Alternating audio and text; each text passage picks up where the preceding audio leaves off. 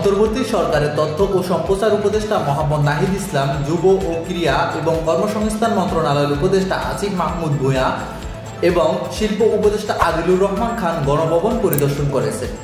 শনিবার বেলা 11টার দিকে গণভবনে যান তারা। জনগণই যে আসল মালিকানার এবং ক্ষমতার মালিক, সেই বিষয়টিকে একটি নিদর্শন হিসেবে পুরো পৃথিবীর বুকে রাখার জন্যই আমরা এই গণভবনটিকে জুলাই গণঅভ্যুত্থানের স্মৃতি জাদুঘরে পরিণত করার সিদ্ধান্ত নিয়েছি সরকারের পক্ষ থেকে, এবং সেই উদ্দেশ্যে আজকে আমাদের প্রাথমিক ভিজিট ছিল।